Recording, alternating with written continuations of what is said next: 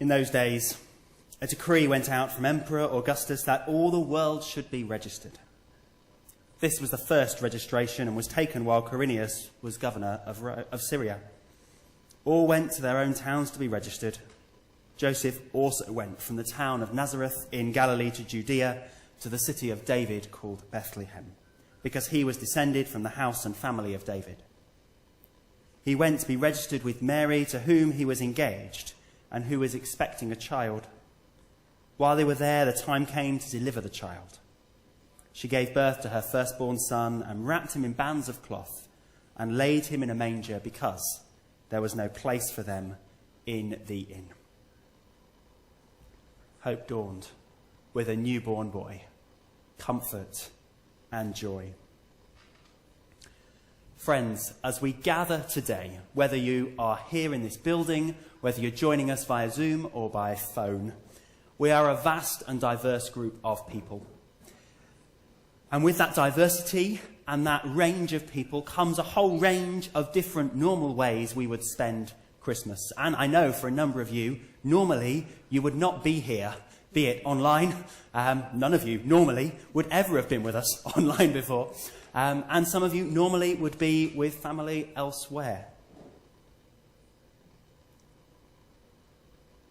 In one way or another, all of us are going to be celebrating and marking Christmas differently this year. And there's no way to take that truth away.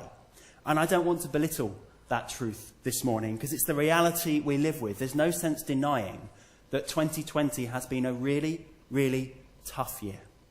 And just like the rest of the year, Christmas this year is going to be tough.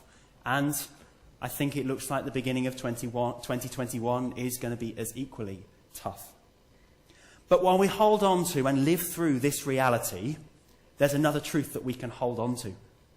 Because Christmas is still Christmas, because Jesus was still born, who comes to interrupt the darkness with light and to wrap us in the light of love and comfort and joy. And that's why I bought this ridiculous onesie. Because I was stood in Sainsbury's about a week ago, one evening, and I was kind of just having a wander. Whenever I go into Sainsbury's, which to be honest has not been very often this year, but when I do, I always go and have a quick gander at what's in the sale for the men's clothing. There's often not a lot. Usually it's kind of a ripped pack of half a packet of boxers and the odd shirt. You know, there's not usually a lot. Anyway, as I then rounded the corner, I saw these onesies. And as I looked at this onesie, God just said to me, "This is Christmas."